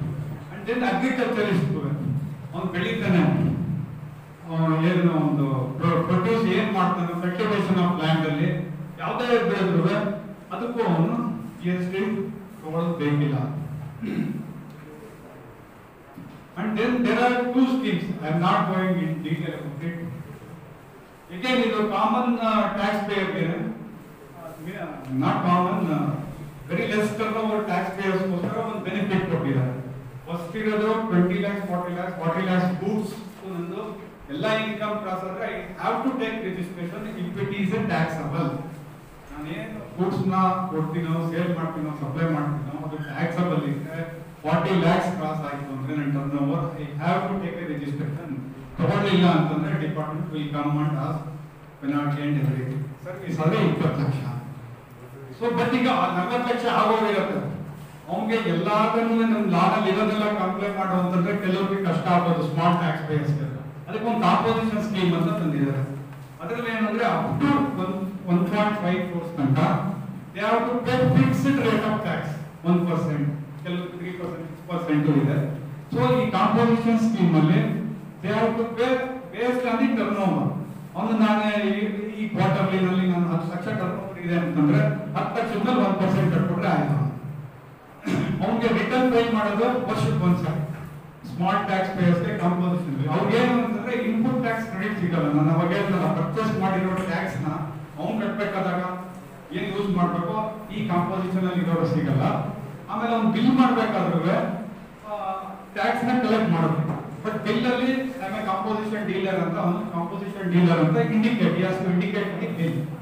ಈ normal tax pair who are not opted for this composition scheme, the normal tax payer ಆಗ್ತಾರೆ. ಅವ್ರು ಪ್ರತಿ ತಿಂಗಳು ರಿಟರ್ನ್ ಫೈಲ್ ಮಾಡಬೇಕು, ಪ್ರತಿ ತಿಂಗಳು ಟ್ಯಾಕ್ಸ್ ಕಟ್ಟಬೇಕು. See, rate of tax, major rate of tax ಇರೋದು 5, 12, 18 and 28%. 0% ಇದೆ ಕೆಲವು ಎಸೆನ್ಷಿಯಲ್ ಐಟಮ್ಸ್. ನಾನು ಅವಾಗಲೇ ಹೇಳಿದಲ್ಲ, ಅಕ್ಕಿ, ಗೋಧಿ, ಜೋಳ ಅದರದಕ್ಕೆಲ್ಲ 0.25% ಡೈಮಂಡ್ ಮೇಲೆ ಇದೆ, 3% gold and jewellery, 5% mass consumption. ನಿಮಗೆ ಎಂಸ್ಯಾಂಡ್, ಜೆಲ್ಲಿ, ಅದಕ್ಕೆಲ್ಲ 5% ಇದೆ. ಜಾಸ್ತಿ ಪ್ರಾಡಕ್ಟ್, ಜಾಸ್ತಿ ಸರ್ವಿಸ್ ಅಲ್ಲಿ ನಿಮಗೆ ಅಟ್ರಾಕ್ಟ್ ಆಗೋದು GST 12 and 18%. 28% very minimum. ಅಂದ್ರೆ ಈಗ cars, high end cars, very luxurious cars, sin goods ಅಂದ್ರೆ ಈಗ ಟೊಬ್ಯಾಕೋ ಪ್ರಾಡಕ್ಟ್ಸ್, ದೆನ್ ಸಿಮೆಂಟ್, ಕೆಲವು ಪ್ರಾಡಕ್ಟ್ಸ್ ಮಾತ್ರ ಅದು 28% ಅಲ್ಲಿ ಇದೆ. ಈ 28 ಬಿಲ್ ತಗೋಬೇಕಾದ್ರೆ ಇದು ಡಿವೈಡ್ ಆಗುತ್ತೆ. 5% ಅಂದ್ರೆ 2.5% CGST, 2.5% SGST. 12 ಅಂದ್ರೆ 6 and 6, 9 and 9, 28 ಅಂದ್ರೆ 14 and 14. IGST ಅಂದ್ರೆ ಒಂದೇ 28% ಅಂತ ಇರುತ್ತೆ. This is just one example. Before ಏನಿತ್ತು GST ಇಂಪ್ಲಿಮೆಂಟ್ ಮಾಡೋದ್ರಿಂದ tax how it is beneficial ಅಂತ. ಈಗ ಒಬ್ಬ ಡೀಲರ್, ಅವನೊಂದು ನಾಟ್ ಡೀಲರ್, ಒಬ್ಬ ಫುಡ್ ಕಾಮರ್, ಅವನು 2000 rupees ಏನೋ ಸೇಲ್ ಮಾಡಿದಾನೆ. ಅದಕ್ಕೆ ಸರ್ವಿಸ್ ಚಾರ್ಜ್ ಇತ್ತು. Service tax full total bill ನೋಡಿದ್ರೆ 2650 ಬಂದಿದೆ. ಸೊ ಈ GST ಬಂದ್ಮೇಲೆ 2396 ಆಗಿದೆ. ಯಾಕೆ ಅಂತಂದ್ರೆ there are multiple taxes before GST, service tax and then VAT, KKC, this cess, KKC is Krishi Kalyan cess, Swachh Bharat cess. Now it is only CGST and SGST. So the total tax payment pre-GST go after GST go was reduced. So this is one more thing. GST ಕಟ್ಟದೆ ಇದ್ರೆ ಏನಾಗುತ್ತೆ? ಈಗ ನಾನು ಅವಾಗಲೇ ಹೇಳಿದೆ 40 40 ಲಕ್ಷ ಆಗಿರೋರು ತಗೋಬೇಕು, ತಗೊಳ್ಳಿಲ್ಲ ಅವ್ರು ಮಾಡ್ತಾ ಇದಾರೆ, ಎವೇಟ್ ಮಾಡ್ತಾ ಇದಾರೆ, ತಗೊಂಡಿರೋರು ಎವೇಟ್ ಮಾಡ್ತಾ ಇದಾರೆ, ಆ ತರ ಎಲ್ಲ ಇದೆ. First registration we will cancel it, will give issue notice ಕೊಟ್ಟು ಕ್ಯಾನ್ಸಲ್ ಮಾಡ್ತೀವಿ. ದೆನ್ ಏನ್ ಟ್ಯಾಕ್ಸ್ ಲಯಬಿಲಿಟಿ ಇದೆಯೋ ಆ ಟ್ಯಾಕ್ಸ್ ನ they have to pay. Not only to pay the tax, they have to pay interest also. A delay in payment of tax. Not only paying interest, they have to pay 100% penalty equivalent to the tax. ನಾನು 1 ಕೋಟಿ ಕಟ್ಟಬೇಕು tax ಅಂತ ಅಂತಂದ್ರೆ 1 ಕೋಟಿ ಪೆನಾಲ್ಟಿನೇ ಆಗುತ್ತೆ. It will not stop there also. It may go up to arrest. We have arrested here also. So arrest ಆಗೋದು. Not only arrest, prosecution. Prosecution ಅಂದ್ರೆ total case ಹಾಕಿ ಅದಕ್ಕೆ ಲಿಮಿಟ್ ಇದೆ, ಮೋರ್ ದನ್ 2 crores ಇರಬೇಕು ಎವೇಜನ್ ಅದೆಲ್ಲ. ಸೊ ಜೈಲು ಶಿಕ್ಷೆ court ಇಂದ ಕೊಡಿಸಿ ಜೈಲು ಕಳಿಸ್ಬೋದು. ಸೊ ಅವ್ನು ಯಾವುದು ನಾವು ಮಾಡಲಿಲ್ಲ ಅಂತ ಇಟ್ಕೊಳ್ಳಿ, because of the tax limit ಒಂದು ಆ ರೇಂಜ್ ಬರಲಿಲ್ಲ, 2.5 ಕೋಟಿ ಇರಲಿಲ್ಲ, 50 ಲಕ್ಷ ಇದೆ, 20 ಲಕ್ಷ ಇದೆ ಟ್ಯಾಕ್ಸ್ ಎವೇಷನ್. ಸೊ ಅಂತವ್ರು ಏನಾರ ಇದ್ರೆ attachment of movable and immovable property, ಈ ಅಟ್ಯಾಚ್ಮೆಂಟ್ ಮಾಡೋದಕ್ಕೆ ನಾವು ಕೋರ್ಟ್ ಹೋಗಿ ಕೋರ್ಟ್ ಇಂದ ಆರ್ಡರ್ ತಂದು ಯಾವುದು ಮಾಡೋದು ಬೇಕಿಲ್ಲ. Straight away we can issue a notice and we can attach and we can sell it. ಏನಾರ ಜಾಸ್ತಿ ಬಂತು ಅಂತಂದ್ರೆ that we can pay back to him. ಎಷ್ಟು ಅಮೌಂಟ್ ಬರುತ್ತೋ ಅದನ್ನ ನಾವು ಗೌರ್ಮೆಂಟ್ ಗೆ ಕ್ರೆಡಿಟ್ ಮಾಡಬಹುದು. So these are the provisions we have, the penal provisions. If any tax evidence are there. ನಾನು ಜಾಸ್ತಿ ಹೇಳಕ್ ಹೋಗಲ್ಲ. I want that you people, ನೀವೆಲ್ಲ ಇಂಟ್ರಾಕ್ಷನ್ ಅಲ್ಲಿ ಏನಾದ್ರು ಇದ್ರೆ ಕೇಳಿದ್ರೆ I can tell you anything. ನಿಮ್ಗೆ ಇಂಟ್ರಾಕ್ಷನ್ ಬೇಕು, ಏನ್ ಹೆಸಿಟೇಟ್ ಮಾಡ್ಕೋಬೇಡಿ, ಏನ್ ಬೇಕಾದ್ರೂ ಪ್ರಶ್ನೆ ಕೇಳಿ. Audience, we are at the end of the session. If you have any queries, you can please ask, sir. Feel comfortable to ask your queries. ಕೇಳಿ, ಏನ್ ಬೇಕಾಗುತ್ತೆ.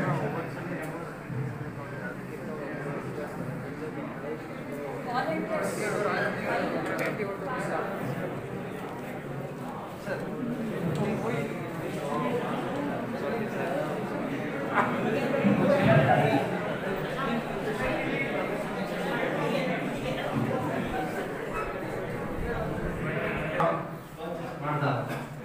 ಅದ್ರ MRP ಗಿಂತ ಒನ್ಸ್ ಪ್ರಾಡಕ್ಟ್ ಪರ್ಚೇಸ್ ಮಾಡಿದಾಗ ಅದಕ್ಕೆ MRP ಗಿಂತ 10 rupees ಎಕ್ಸ್ಟ್ರಾ ಬಂತು. But ಕೇಳಿದಾಗ ಅದು ಓಲ್ಡ್ ಸ್ಟಾಕ್ ಅದು ಪ್ರೈಸ್ ಹಾಕಿರೋದು MRP ಮೇಲೆ ಅವರು ಓಲ್ಡ್ ಸ್ಟಾಕ್ ಇಟ್ಟಿರುವೆ, ಓಲ್ಡ್ ಸ್ಟಾಕ್ ಏನ್ MRP ಇರುತ್ತೋ ಅದನ್ನೇ ಕಲೆಕ್ಟ್ ಮಾಡೋದು. ಇವಾಗ ಬಂದಿರೋದು ಅಪ್ಡೇಟ್ ಆಗಿಲ್ಲ. ಇನ್ನೊಂದು ಆ ತರ ಇದ್ರೆ ಅವರು ಮೇಲ್ಗಡೆ ಅಲ್ಲಿ ಮ್ಯಾನುಫ್ಯಾಕ್ಚರ್ ಲೇಬಲ್ ಹಾಕಬೇಕು. ಇವನು ಇಲ್ಲಿ ಲೇಬಲ್ ಅಂತ ಚೇಂಜ್ ಮಾಡಕ್ ಆಗಲ್ಲ. Over and above the MRP price no one should collect, ಯಾರು ಕಲೆಕ್ಟ್ ಮಾಡೋಂಗಿಲ್ಲ. ಸೊ ನಿಮಗೆ ಒಂದು stock MRP prices may change. MRP means maximum retail price inclusive of all tax. ಎಲ್ಲ ಟ್ಯಾಕ್ಸ್ ಸೇರಿ ಅದು ಅವನೊಂದು ಪ್ರಾಡಕ್ಟ್ ನ ಇಷ್ಟು ವ್ಯಾಲ್ಯೂಗೆ ನಾನು ಸೇಲ್ ಮಾಡಬೇಕು ಅಂತ ಅವನು ಮ್ಯಾನುಫ್ಯಾಕ್ಚರ್ ಆಗ್ಬೇಕಾದ್ರೆ ಅವನು ಡೀಲರ್ ಕಮಿಷನ್ ಅದು ಎಂಟು ಕಸ್ಟಮರ್ ಹೋಗೋದಕ್ಕೆ ಎಲ್ಲ ಕ್ಯಾಲ್ಕುಲೇಟ್ ಮಾಡಿ ಅದು ಅರೈವ್ ಆಗ್ಬಿಟ್ಟಿರ್ತಾರೆ. ಸೊ ನನ್ನ ಪ್ರಾಡಕ್ಟ್ ಅದು MRP ಚೇಂಜ್ ಮಾಡಿದೆ ಅಂತಂದ್ರೆ ಅದು ಯಾವ ಚೇಂಜ್ ಮಾಡ್ತೀನೋ ಆ ಪ್ರಾಡಕ್ಟ್ ಮಾತ್ರ ಅದು ಅಪ್ಲೈ ಆಗುತ್ತೆ. ವೆಯ್ಟ್ ಅಂಡ್ ಮೆಜರ್ಮೆಂಟ್ ಆಕ್ಟ್ ಪ್ರಕಾರ ತಪ್ಪಾಗುತ್ತೆ. ಸೊ ಆ ಥರದ ಏನೋ ಇನ್ಸ್ಟೆನ್ಸಸ್ ಬಂದ್ರೆ over and above MRP collect ಆಗ್ತಾ ಇದೆ ಅಂತಂದ್ರೆ you have to inform us as well as to the weight and measurement act. ಇಬ್ಬರಿಗೂ ತಿಳಿಸ್ಬೇಕು. ಆ ಚೇಂಜ್ ಆಗಿದೆ, ಅದಕ್ಕೆ ನನಗೆ ಇವಾಗ ಚೇಂಜ್ ಆಗಿದೆ, ಅದಕ್ಕೆ ಹಳೆದಕ್ಕೂ ನಾನು MRP ಕೇಳೋಂಗಿಲ್ಲ. You have to ask it. Still if you insist that don't purchase and you can complain.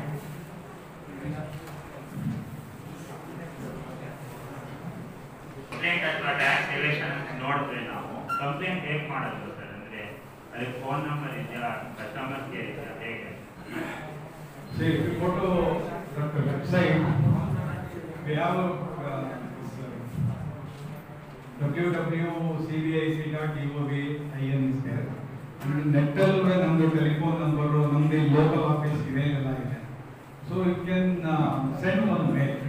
ಇನ್ನು ಸ್ಟಿಲ್ ಇನ್ನೂ ನಿಮ್ಗೆ ಕಾನ್ಫಿಡೆನ್ಷಿಯಲಿಟಿ ಆಗಿ ನೀವು ಅದನ್ನು ಹೇಳಬೇಕು ಅಂತಂದ್ರೆ we have one more thing I have not told. We have that informer like that. ಅಂದ್ರೆ informer, ಈಗ ಏನೋ ಇನ್ಫಾರ್ಮೇಶನ್ ಇದೆ ನನ್ನ ಹತ್ರ ಬಂದು ಅದನ್ನ ಹೇಳ್ತಾರೆ, ನಾನು ಅದನ್ನ ರೆಕಾರ್ಡ್ ಮಾಡ್ಕೋತೀನಿ. ಬಟ್ ನಾನು ಮಾಡಿರೋ ರೆಕಾರ್ಡ್ನ ಸೀಲ್ ಮಾಡಿ ನಾನು ಕಮಿಷನ್ ಒಂದು ಕಾಪಿ ಕೊಡ್ತೀನಿ, ಇನ್ನೊಂದು ಫೈಲಲ್ಲಿ ಇರ್ತೀನಿ. That information will not leak to anymore. It is so confidential. And then if any tax is realized because of that information, informer will get 20% reward on the tax amount. But we are paid also very huge amount. You will not believe it. We have paid 90 lakhs, 1 crore like that for informer's reward. So, ಯಾರಿಗೆ information ಕೊಡ್ತಾರೋ ಅವ್ರಿಗೇನೆ department ದುಡ್ಡು ಕೊಡುತ್ತೆ, ಅವನಾಗಿ informer ದುಡ್ಡು ಕೊಡ್ತಾನೆ. So department ಅಲ್ಲೂ ನಮ್ಮ commissioner ಅಥವಾ ಯಾವುದೇ ಆಫೀಸರ್ಸ್ಗೆ ಯಾರಿಗೂ ಗೊತ್ತಾಗಲ್ಲ. ಸೊ ಹಾಗಾಗಿ ನಿಮಗೆ ಡಿಸ್ಕ್ರೀಟ್ ಆಗಿ ಒಂದು ಹೇಳ್ತೀನಿ ಅಂದ್ರೆ ಅದನ್ನು ಮಾಡ್ಬೋದು, ಇಲ್ಲ ಅಂತಂದ್ರೆ ಮೇಲ್ ಮಾಡ್ಬೋದು. ವೆಬ್ಸೈಟ್ ಅಲ್ಲಿ ಮೆನಿ ಫೋನ್ ನಂಬರ್ಸ್ ಆಗಿದೆ, ಮೈಸೂರು GST ಕಮಿಷನರೇಟ್ ಅಂತ ಆಗ್ತದೆ, ಯು ಕ್ಯಾನ್ ಕಾಲ್. GST ಯಾವ ತರ ಅಂದ್ರೆ ಜಾಬ್ ಆಪರ್ಚುನಿಟೀಸ್ ಯಾವ ತರ ಸಿಗುತ್ತೆ ಸರ್ ನೋಡಿದ್ರೆ GST ಯಾಕೆ ಜಾಸ್ತಿ ಸಿಗುತ್ತೆ ಅಂದ್ರೆ ಒಂದು ಟ್ಯಾಕ್ಸ್ ಪೇಯರ್ಸ್ ಬೇಸ್ ವೈಡಮ್ ಆಗಿದೆ. ಜಾಸ್ತಿ ಜನ GST ನೆಟ್ಟು ಬರ್ತಾ ಇದ್ದಾರೆ. ಯಾಕೆ ಅಂತಂದ್ರೆ ನಾನು ಅವಾಗಲೇ ಇಂಟರ್ಲಾಕಿಂಗ್ ಸಿಸ್ಟಮ್ ಒಬ್ಬರಿಂದ ಒಬ್ಬರಿಗೆ ಪರ್ಚೇಸ್ ಮಾಡಬೇಕು ಯಾರು ಅಂತಂದ್ರೆ ನೀವು GST ರಿಜಿಸ್ಟ್ರೇಷನ್ ಇದ್ರೆ ನಾವು ಪರ್ಚೇಸ್ ಮಾಡೋದು ಅಂತ ಹೇಳ್ತಾರೆ. So turnover below the threshold limit ಇದ್ದು ಅವ್ರಿಗೆ ಅದು ಪರ್ಚೇಸ್ ಮಾಡಬೇಕಾಗಿರೋದು ಟ್ಯಾಕ್ಸ್ ಎಲಿಮೆಂಟ್, ಅವ್ರಿಗೆ ಪರ್ಚೇಸ್ ಮಾಡಬೇಕಿರೋ ಟ್ಯಾಕ್ಸ್ ಎಲಿಮೆಂಟ್ ಅವ್ರ ಕ್ರೆಡಿಟ್ ಅಂತ ಸಿಕ್ಕಿ ಅವ್ರು ಕಟ್ಟೋದಕ್ಕೆ ಅದನ್ನು ಯೂಸ್ ಮಾಡ್ಕೋಬೋದಲ್ಲ. ಹಾಗಾಗಿ ಅವ್ರು they will insisted at the time of purchase ನೀವು ರಿಜಿಸ್ಟರ್ ಆಗಬೇಕು ಅಂತ ಎಲ್ಲರೂ. ಅದರಿಂದ ಟ್ಯಾಕ್ಸ್ ಪೇಯರ್ಸ್ ಬೇಸ್ ವೈಡ್ ಆಗಿದೆ. So normal tax payer composition ಡೀಲರ್ಗೆ ಯಾರು ಇರೋಲ್ಲ, ತುಂಬಾ ಕಡಿಮೆ ಜನ ಇದ್ದಾರೆ. ಎಲ್ಲ ನಾರ್ಮಲ್ ಟ್ಯಾಕ್ಸ್ ಪೇಯರ್ಸ್ ಬೇಸ್ ಅಲ್ಲಿ ಇದ್ದಾರೆ. ಅಂದ್ರೆ every month they have to file returns, every month they have to pay tax, every year they have to file annual return. And then while filing also ನಾನು ಅವಾಗಲೇ ಹೇಳಿದೆ, invoice wise details has to be uploaded in the return. So ಈ ಕೆಲಸ ಮಾಡೋಕ್ಕೆಲ್ಲ ಜಾಸ್ತಿ ಜನ ಬೇಕು. Tax ಪೇಯರ್ಸ್ಗೆ ಆಗಲ್ಲ, ಯಾವ ಕಂಪ್ನಿ ಅಥವಾ ಯಾವುದೇ ಒಬ್ಬನಿಗೆ ಆಗಲ್ಲ. ಅವನಿಗೆ ಬಿಸ್ನೆಸ್ ಬಗ್ಗೆ ನೋಡ್ತಾನೆ ಹೊರತು ಈ ರಿಟರ್ನ್ ಫೈಲ್ ಮಾಡೋದು, ಅದ್ರದ್ದು ಕಾಂಪ್ಲೈನ್ಸ್ ಏನ್ ಮಾಡಬೇಕು, ಲಾನ್ ಅಲ್ಲಿ ಏನ್ ಚೇಂಜ್ ಆಗ್ತಿದೆ ಅದನ್ನ ಯಾರು ತಲೆ ಕೆಡಿಸ್ಕೊಳ್ಳಲ್ಲ. They will pay the very hefty amount. ನಾನು ಮೊನ್ನೆ ಒಂದು ಕಡೆ ಹೋಗಿದ್ದೆ, ಇಲ್ಲಿ ಕಡೂರಲ್ಲಿ, you will not believe it, tax payer is paying an auditor is not a chartered accountant, 5 lakhs rupees per annum is paid just to file return and pay tax. ಅಂದ್ರೆ ಒಂದು accounting ಅಲ್ಲಿ ಅವನ್ನೆಲ್ಲ ಬಿಲ್ಸ್ ಎಲ್ಲ ತಗೊಂಡು purchase ಮಾಡಿರೋದೆಲ್ಲ ತಗೊಂಡು ಅದನ್ನ ಏನ್ tax ಕಟ್ಟಬೇಕು ಅಂತ ಅದನ್ನ ಕೇಳಿದ್ದು, ಆ ಡೀಟೇಲ್ಸ್ ಎಲ್ಲ ಕರೆಕ್ಟ್ ಆಗಿ ರಿಟರ್ನ್ ಅನ್ನು ಫೈಲ್ ಮಾಡಿ ಅವ್ನಿಗೆ ಅಷ್ಟೇ ಬೇಕಿರೋದು. They are not bothered, tax payer they are not bothered. ಅದನ್ನ ಮಾಡೋದಕ್ಕೆ ಜಾಸ್ತಿ ಜನ ಬೇಕಿರೋದ್ರಿಂದ opportunities are more and more. But ಏನು ಅಂತಂದ್ರೆ ನೀವು ಅಪ್ಡೇಷನ್ ಆಗಿ ಕಾನೂನು ಗ್ರಿಪ್ ಏನು GST ಇರ್ಬೋದು ಅಥವಾ ಇನ್ಕಮ್ ಟ್ಯಾಕ್ಸ್ ನೀವು ಅದ್ರ ಗ್ರಿಪ್ ನೀವು ಇಟ್ಕೊಂಡಿದ್ದೀರಾ ಅಂತಂದ್ರೆ ಅಪ್ಡೇಷನ್ ಆಗಿ ನಿಮ್ಮ ಮನೆಗೆ ಹುಡ್ಕೊಂಡು ಬರ್ತಾರೆ. ನನಗೆ ಬೇಕು ನೀವು ಏನು ಫೀಸ್ ಕೇಳಿದ್ರೆ ಅವ್ರು ಕೊಡೋಕೆ ರೆಡಿ ಇರ್ತಾರೆ. Because 99% tax payers are not evaders. ಯಾರು ಎವೇಡರ್ಸ್ ಅಲ್ಲ, ಅವ್ರಿಗೆ ಲ್ಯಾಕ್ ಆಫ್ ಅವೇರ್ನೆಸ್ ಇರ್ಬೋದು ಅಥವಾ ಅಪ್ಡೇಷನ್ ಇಲ್ಲ ಅಂದ್ರೆ ಮಿಸ್ಟೇಕ್ ಆಗ್ಬೋದು. ಇವೆರಡೂ ಆಗ್ಬಾರ್ದು ಅಂತಂದ್ರೆ ಚಾರ್ಟರ್ಡ್ ಅಕೌಂಟೆಂಟ್ ಅಥವಾ tax practitioner whoever is there, they have to updated and correct ಆಗಿ ತಿಳ್ಕೊಂಡ್ರೆ ನೀವು ಬೆನಿಫಿಟ್ಸ್ ಇದೆ. ಡೆಫಿನೆಟ್ಲಿ ಆಪರ್ಚುನಿಟೀಸ್ ಇದೆ. ಜಾಸ್ತಿ ಜನ ಎಲ್ಲ ಇಂಜಿನಿಯರಿಂಗ್, ಮೆಡಿಕಲ್ ಆ ಲೈನ್ ಹೋಗ್ತಾರೆ. ಕೆಲವರು ಅಕೌಂಟ್ಸ್ ಫೀಲ್ಡ್ ಬರ್ತಾರೆ. ಈ ಅಕೌಂಟ್ಸ್ ಫೀಲ್ಡ್ ಅಲ್ಲಿ ಇರೋಷ್ಟು ಆಪರ್ಚುನಿಟಿ ಇವನ್ ಇಂಜಿನಿಯರಿಂಗ್, ಮೆಡಿಕಲ್ ಅಲ್ಲೂ ಇಲ್ಲ. ನಿಮಗೆ ಆಸ್ ಎ ಮಾನಿಟರಿ ಥಿಂಗ್ಸ್ ನಾನು ಹೇಳ್ತಾ ಇರೋದು, ಮಾನಿಟರಿ ನಾನು ಹೇಳ್ತಾ ಇರೋದು. You will get more than what an engineer or a doctor will learn if you are put that about the law. ಕಾನೂನು ಬಗ್ಗೆ ನೀವು ಕರೆಕ್ಟ್ ಆಗಿ ತಿಳ್ಕೊಂಡ್ರೆ ಮಾತ್ರ, ಇಲ್ಲ ಅಂತಂದ್ರೆ it's of no use. International ಏರ್ಪೋರ್ಟ್ಗಳಲ್ಲಿ ಡ್ಯೂಟಿ ಫ್ರೀ ಶಾಪ್ಸ್ಗಳಿರುತ್ತೆ, ಅದರಿಂದ ಗೌರ್ಮೆಂಟ್ ಹೇಗೆ ಲಾಭ ಆಗುತ್ತೆ ಸರ್? ಇಂಟರ್ನ್ಯಾಷನಲ್ ಏರ್ಪೋರ್ಟ್ ಅಲ್ಲಿ ಡ್ಯೂಟಿ ಫ್ರೀ ಯಾಕೆ ಇರುತ್ತೆ ಅಂದ್ರೆ ಗೌರ್ಮೆಂಟ್ ಇಂಟೆನ್ಷನ್ ಏನು ಅಂತಂದ್ರೆ anything is going out of the country there should not be any tax ಅಂತ. ಅಂದ್ರೆ ನೀವು ಯಾವುದೇ ರೀತಿಯ ಮೈಕ್ ಕೂತ್ಬಿಟ್ಟು ಈ ಮೈಕ್ ಇಂಡಿಯಾದಿಂದ ಆಚೆ ಹೋಯ್ತು ಅಂತಂದ್ರೆ ಇದಕ್ಕೆ ಯಾವುದೇ ಟ್ಯಾಕ್ಸ್ ಕವರ್ ಆಗಿರಬಹುದು. Only value should go. ಯಾಕೆ ಯಾಕೆಂತಂದ್ರೆ ಟು ಕಾಂಪೀಟ್ ದಿಸ್ ಈ ಮೈಕ್ನ ಈಗ ನೀವು ಹೋಗಿ ಅಮೆರಿಕಾದಲ್ಲಿ ಸೇಲ್ ಮಾಡಬೇಕು ಅಂತಂದ್ರೆ ಇದು ಟ್ಯಾಕ್ಸ್ ಎಲ್ಲ ಹಾಕ್ಬಿಟ್ಟು ನಾವು ಅಲ್ಲಿ ಕಳಿಸಿದ್ರೆ ಅಲ್ಲಿ ಕಾಂಪೀಟ್ ಮಾಡೋಕ್ಕಾಗಲ್ಲ. So with that intention what ever the goods sold at the port, international airport, it is going out of the country ಆಗಿರೋದ್ರಿಂದ ಕೆಲವಕ್ಕೆಲ್ಲ ಡ್ಯೂಟಿ ಫ್ರೀನ ಕೊಡ್ತಾರೆ. It is not apply to everything, ಕೆಲವಕ್ಕೆ ಮಾತ್ರ ಅದನ್ನ ಅಪ್ಲೈ ಮಾಡ್ತಾರೆ. ಇನ್ನೂ ಒಂದಿದೆ ನಮ್ಮ GST ನಲ್ಲಿ ಪ್ರಾವಿಷನ್ ಸಿನ್ಸ್ ಯು ಹಾಸ್ಟೆಡ್. ಈಗ ಯಾರೋ ಒಬ್ರು ಫಾರಿನರ್ ಇಲ್ಲಿ ಬರ್ತಾರೆ, ಇಲ್ಲಿ ಟೂರಿಸ್ಟ್ ಆಗಿ ಬಂದು ಇಲ್ಲೆಲ್ಲ ಪರ್ಚೇಸ್ ಮಾಡ್ಕೊಂಡು ಹೋಗ್ತಾರೆ. ಅವರು ಟ್ಯಾಕ್ಸ್ ಕಟ್ಟಿರ್ತಾರೆ, ಅವ್ರು ಏನು ಮಾಡೋಕ್ಕಾಗಲ್ಲ. ಈವನ್ ದಟ್ ಪೀಪಲ್ ಪೇ ಮಾಡಬೇಕು ಅಂದ್ರೆ no tax will suffer.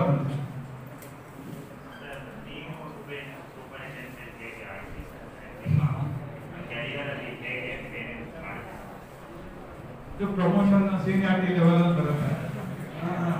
ನನ್ನ ಸೀನಿಯಾರಿಟಿ ಬಂದಾಗ ನಾನು ಬಂದ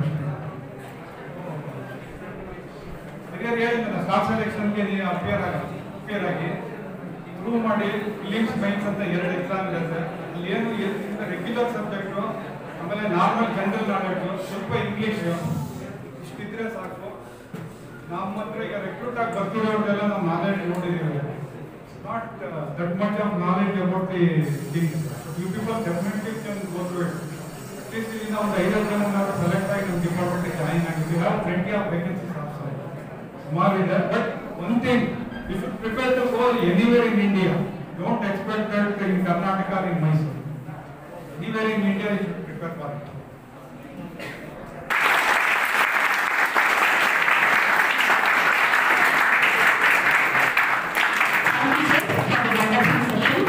Now it's time to felicitate the guest speaker. Now I request our principal ma'am, Dr. C.J. Priya, to felicitate our guest.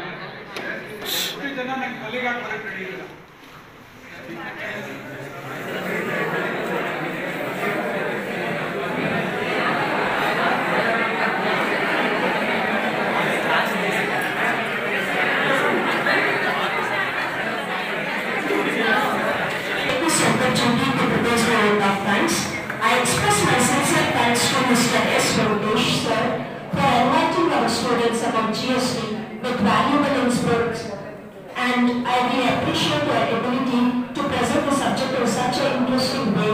It was very informative to our students, sir. Thank you, sir, for accepting our invitation and for sparing your valuable time.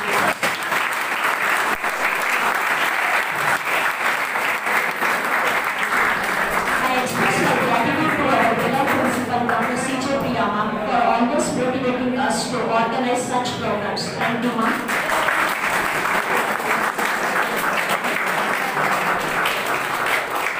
My special thanks to all my colleagues for coordinating to make this program a successful one. Last but not least, I thank